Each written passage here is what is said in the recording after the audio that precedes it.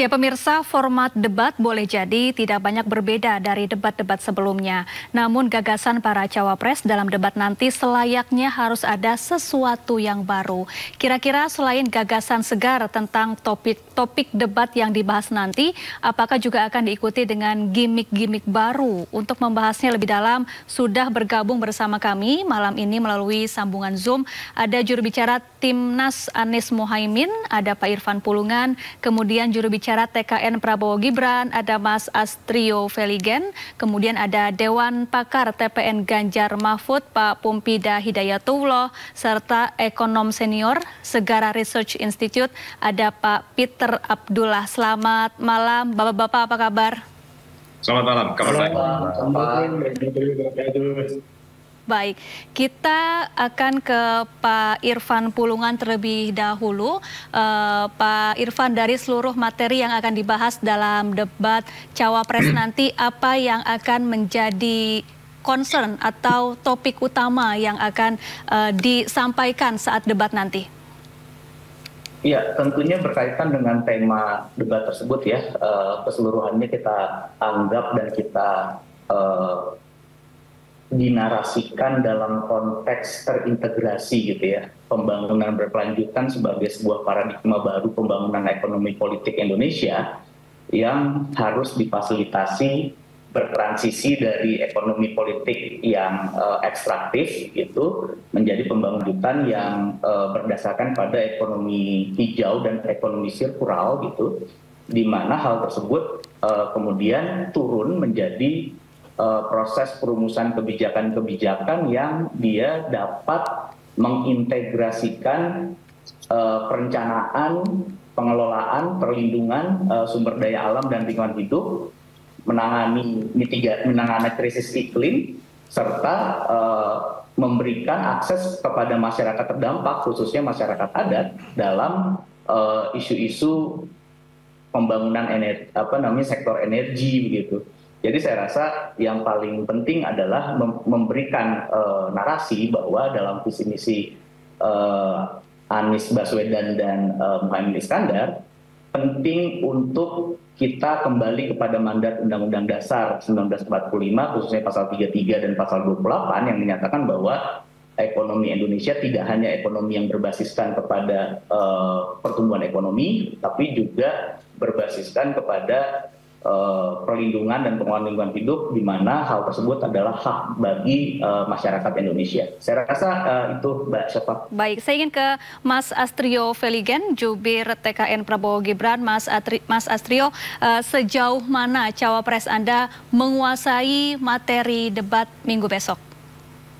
Ya, yang perlu digarisbawahi pertama adalah bahwa Mas Gibran selain juga sedang bersanding dalam kontestasi Pilpres, juga di saat yang bersamaan masih menjalani tugas beliau sebagai wali kota Solo. Jadi topik-topik yang tergabung dalam debat besok itu sebenarnya berada di dalam payung besar Sustainable Development Goals atau pembangunan berkelanjutan. Kalau kita berbicara pembangunan berkelanjutan, tentu saja hal yang paling perlu kita garisbawahi adalah pentingnya Indonesia memastikan kita bisa memaksimalkan pertumbuhan ekonomi kita ke depan, juga dengan sumber daya manusia kita yang semakin berkualitas. Tetapi sebagai sebuah negara yang besar, terutama kita harus melakukan hal-hal tersebut dengan penuh tanggung jawab.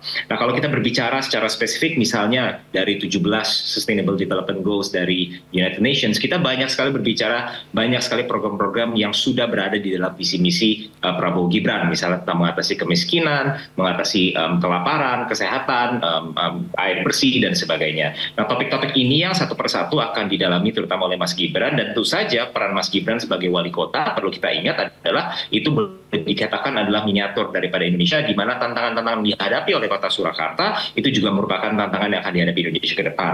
Berbagai prestasi telah dicapai, misalnya contoh tingkat kemiskinan kota Surakarta di tahun 2022 itu mengalami penurunan yang sangat signifikan, hampir bahkan di angka 1%, dan sekarang tingkat kemiskinannya contoh sudah berada di bawah level nasional. Nah, hal-hal yang telah dilakukan oleh Mas Gibran di kota Solo tentu saja akan dijadikan batu fondasi untuk dibawa ke dalam debat Cawapres di hari Minggu besok. Baik, Saya ingin bergeser ke Pak Pumpida Hidayatullah, Dewan Pakar TPN Ganjar Mahfud.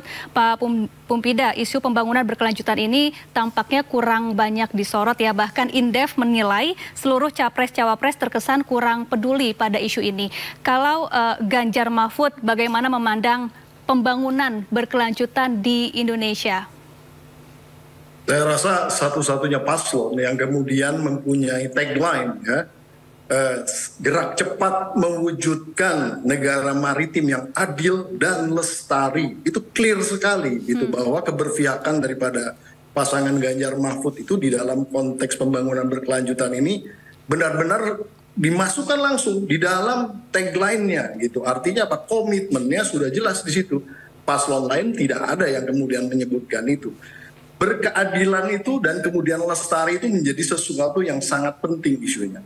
Tapi kita geser dulu ke gerak cepatnya dulu. Gerak cepatnya ini tujuannya adalah melibatkan segenap bangsa Indonesia di dalam konteks melakukan pembangunan di mana manusianya itu dilibatkan sebagai subjek.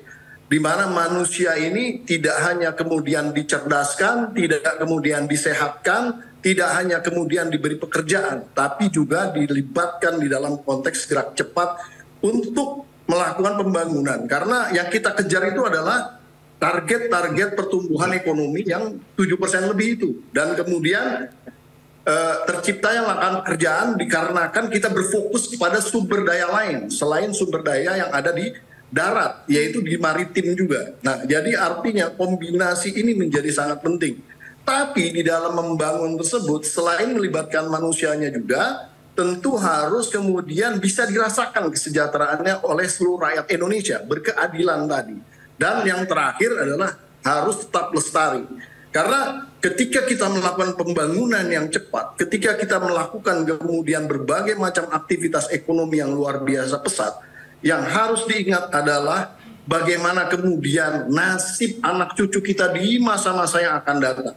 Jangan sampai kemudian semuanya sudah habis gitu. Nah, ini harus difikirkan. Jadi komitmen di dalam konteks ini Ganjar Mahfud ini paling terdepan saya rasa. Dan insya Allah pada nanti debat yang akan datang ini Pak Mahfud juga bukan seseorang yang tidak paham di dalam konteks isu-isu ini. Karena beliau ini juga sebelumnya di MK juga terlibat ya di dalam hal berbagai macam keputusan yang ada hubungan dengan sumber daya alam, sumber daya mineral kita, dan kemudian sumber daya air, bahkan itu keputusan-keputusan yang luar biasa yang kemudian tadinya dikuasai oleh asing, nah diputus melalui keputusan-keputusan MK yang pro terhadap dikembalikannya kepada negara.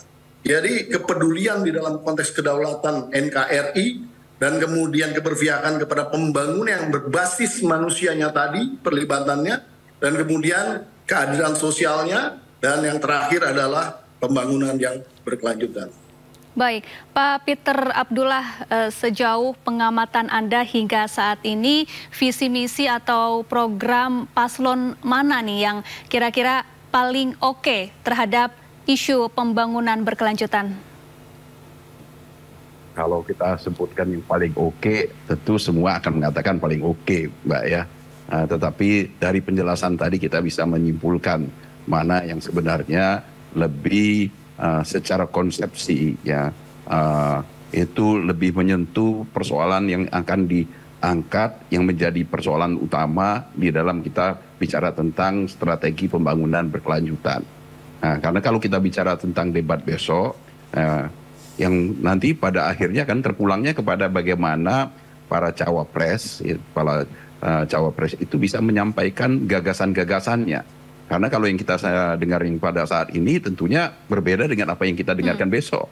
Ya, karena dengan materi yang sama itu bisa berbeda dengan di dalam penyampaiannya. Karena saya tidak meragukan ya kemampuan dari Pak Mahfud utamanya ya dengan semua pengalamannya, demikian juga dengan Caimin ataupun mungkin walaupun dengan pengalaman yang minim ya, Mas Gibran, tetapi nantinya yang akan lebih berperan nanti adalah bagaimana narasi yang dibentuk, bagaimana gagasan-gagasan itu disampaikan. Kalau kita lihat dari yang kemarin yang di debat cawapres yang lalu yang lebih mampu untuk membunyikan ya dengan semua gimmicknya itu mungkin Mas Gibran ya. Tetapi kita berharap, nah ini akan menjadi masukan bagi masing-masing tim untuk mempersiapkan masing-masing cawapres untuk bisa dengan secara lebih lugas menyampaikan gagasan-gagasannya. Jadi apa yang disampaikan oleh tim tadi, ya anggota tim tadi besok benar-benar bisa tersampaikan juga oleh para calon wakil presiden, ya, baik paslon nomor 1, 2 maupun 3. Baik Pak Irfan, kita tahu Anies Mohaimin ini santer menggaungkan narasi perubahan begitu ya. Lantas bagaimana Amin memandang pentingnya pembangunan berkelanjutan jika nantinya terpilih sebagai pemimpin 5 tahun ke depan? Iya, pembangunan berkelanjutan kemudian seperti saya sebutkan tadi harus menjadi paradigma ekonomi politik kita ke depan begitu ya, sambil kita transisi dari ekonomi politik yang ada saat ini. Jadi saya rasa backbone gitu ya, tulang belakang dari pembangunan Indonesia ke depan harus bernapaskan pembangunan berkelanjutan. Tentunya ini juga berkaitan dengan isu-isu global dan posisi kita dalam forum-forum internasional gitu, khususnya dalam upaya dunia menangani krisis iklim. Jadi narasi perubahannya tadi saya sebutkan bahwa harus ada perubahan paradigma, tapi juga harus ada perbaikan tata kelola, tata kelembagaan, tata pendanaan, tata monitoring, evaluasi, dan reporting dalam konteks menelaah hasil-hasil pembangunan Indonesia gitu, di mana pembangunan berkelanjutan memiliki sistem evaluasi yang cukup rigid gitu ya. Saya ambil contoh misalnya dalam konteks krisis iklim gitu ya. Tentunya ada metode yang disusun oleh IPCC gitu dalam konteks UNFCCC untuk memverifikasi, melaporkan, dan mengevaluasi capaian aksi mitigasi dari Indonesia yang sudah dilakukan dan aksi adaptasi yang sudah dilakukan oleh Indonesia. Nah, Indonesia kan sekarang punya namanya SRN, Sistem Registrasi Nasional dalam konteks mitigasi perubahan iklim. Ada juga yang namanya di KLHK untuk menganalisis capaian-capaian adaptasi kita. Saya rasa ini penting untuk membangun kemampuan kita untuk melihat kita sudah sampai di mana pembangunannya. Apakah kemudian pembangunan itu sudah utamakan konsep-konsep pembangunan berkelanjutan, dia juga sudah kalau dalam bahasa langitnya tuh sudah climate friendly gitu ya untuk menangani krisis iklim. Jadi menurut saya narasi perubahannya adalah memperbaiki sistem tata kelola, sistem kelembagaan, sistem pendanaan, hingga sistem monitoring evaluasinya. Dan terakhir, sistem partisipasi masyarakat yang berbasis pada akses informasi dan akses partisipasi untuk proses-proses pembangunan, khususnya pembangunan proyek-proyek strategis nasional. Kira-kira begitu, Mbak Safa. Baik, Mas Astrio, tadi Pak Irfan Pulungan sudah menyampaikan ada beberapa yang akan diubah jika nantinya terpilih sebagai pemimpin 5 tahun ke depan mengenai pembangunan berkelanjutan ini. Di antaranya ada pendanaan, tata kelola, dan lain sebagainya. Kalau dari TKN Prabowo Gibran yang sejauh ini tentunya kerap menggaungkan narasi melanjutkan apa yang sudah dilakukan di era Presiden Joko Widodo. Bagaimana TKN Prabowo Gibran memandang apa yang tadi disampaikan oleh Pak Irfan Pulungan? Apakah memang semestinya akan diubah menjadi lebih baik lagi? Seperti apa langkah konkretnya, Mas Astrio? Ya, terima kasih. Kami percaya bahwa fondasi yang telah dibangun oleh Presiden Joko Widodo ini bukan hanya perlu kita lanjutkan, tapi perlu kita percepat dan juga kita sempurnakan, kita tingkatkan. Apa saja contoh-contohnya? Kita memiliki beberapa tantangan dan komitmen, seperti kalau kita berbicara hari ini dunia ini sedang mengalami isu krisis pangan. Krisis pangan ini disebabkan oleh beberapa faktor. Pertama adalah perubahan iklim tentu saja, bahkan di Indonesia sendiri baru saja kita mengalami periode El Nino yang berkepanjangan. Mungkin kalau bagi teman-teman yang tinggal di Jakarta, baru di di bulan Januari ini kita mengalami musim hujan, padahal sudah harus dari bulan Oktober. Lalu kita juga mengalami pengalihan fungsi lahan pertanian yang mencapai hampir 100.000 hektar per tahunnya, padahal jumlah populasi kita dengan total fertility rate di angka 2,1, kita masih mengalami pertumbuhan sekitar kurang lebih 3 juta penduduk per tahun. Dan yang terakhir adalah yang kita ketahui bersama bahwa terjadi disrupsi dari rantai pasok dunia yang diakibatkan oleh konflik geopolitik. Nah, ini akan menjadi bagian serius yang kita harus tangani, di mana ancaman pangan ini bukan hanya akan menjadi masalah dunia, tapi terutama akan menjadi masalah Indonesia. Sehingga beberapa program-program telah dijadikan fondasi oleh Presiden Joko Widodo, seperti contohnya adalah program Lumbung Pangan Nasional, akan disajikan sebagai solusi untuk mengatasi masalah ketahanan pangan. Lalu kedua, kita berbicara tentang transisi energi dari berbasis fosil menjadi non-fosil. Kita berbicara Renstra 10 tahun ke depan, di mana kita memiliki rencana untuk, walaupun di level pertama PLTU dan PLTGU masih menempati urutan pertama dengan membangun kapasitas sejumlah 18 gigawatt, tapi di urutan kedua kita sudah memiliki Renstra membangun pembangkit listrik tenaga hidro atau tenaga air itu sebesar 10 gigawatt. Nah, ini sejalan dengan komitmen apa yang kita sebut di kaca global ini sebagai NDC atau Nationally Determined Commitment. Yang intinya kita sudah menaikkan komitmen kita untuk menurunkan emisi karbon ekuivalen itu dari 26% menjadi 29%, bahkan di tahun 2022 kita mengupdate kembali untuk berkomitmen menurunkan sejumlah 31%. Turunan-turunannya sudah sangat jelas. Kita memulai dengan elektrifikasi terlebih dahulu, dan mungkin ini akan menjadi salah satu counter argumen juga. Apakah elektrifikasi bisa mengatasi masalah carbon footprint? Apakah carbon emission dari elektrifikasi kendaraan lebih rendah? Jawabannya tentu saja, karena ini sejalan dengan aksi kita, komitmen kita dari tingkat hulu untuk semakin membuat persentase energi baru dan terbarukan kita semakin besar. Hari ini Indonesia telah sumber energi Indonesia telah 12% kurang lebih sudah bersumber dari EBP, dan ini akan kita tingkatkan terus agar kita semakin berkomitmen untuk membawa dunia ini melalui Indonesia menjadi dunia yang lebih hijau. Baik, Pak Pumpida, lalu bagaimana komitmen Ganjar Mahfud terhadap pembangunan berkelanjutan yang bisa berdampak pada kesejahteraan masyarakat tanpa mengorbankan aspek sosial maupun lingkungan? Ya, di dalam konteks pembangunan itu seolah-olah ya, banyak persepsi bahwa pembangunan berkelanjutan ini menjadi penghambat di dalam kontribusinya kepada pertumbuhan ekonomi. Nah, sehingga kita melakukan redefinisi dan reposisi. Kalau kita mengandalkan basis pembangunan di daratan saja, semua basis potensi sumber daya alamnya pada dasarnya sudah teridentifikasi dengan baik. Bahkan sudah banyak dikelola dan kemudian sudah menghasilkan basis pertumbuhan ekonomi yang kita nikmati sekarang. Apa yang terjadi? Tetap saja apa yang terjadi itu tidak bisa memenuhi basis ya permintaan ataupun lapangan pekerjaan yang cukup bagi masyarakat Indonesia. Sedangkan kita dihadapi di depan mata kita ini ada bonus demografi dan kemudian ancaman di dalam konteks yang namanya middle income trap. Nah, sehingga kita di dalam konteks mengembangkan basis ekonominya harus kemudian kita melirik kepada basis-basis yang lain. Bayangkan, kita ini adalah negara kepulauan yang pada dasarnya basis maritimnya belum kemudian tereksplorasi dan tereksploitasi dengan baik.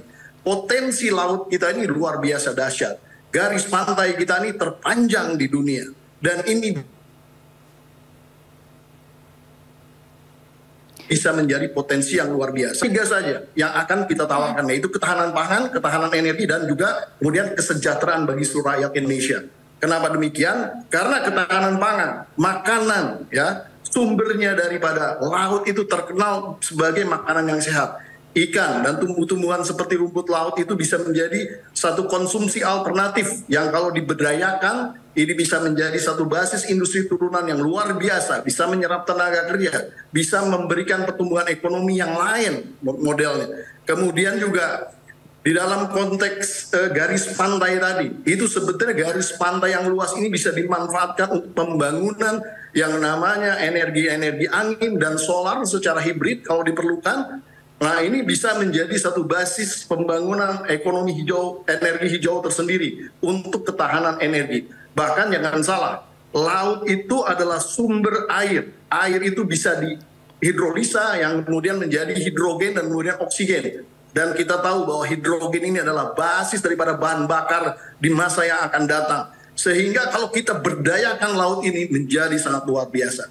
Tapi kembali kepada semangatnya. ini harus bisa dinikmati oleh rakyat Indonesia, dan kita Ganjar Mahfud ingin menyediakan 17 juta paling sedikit lapangan pekerjaan agar yang namanya bonus demografi ini bisa terserap dan bisa menjadi sesuatu yang produktif, memberikan kontribusi bagi pertumbuhan ekonomi dan menciptakan kesejahteraan sosial bagi seluruh rakyat Indonesia tentunya.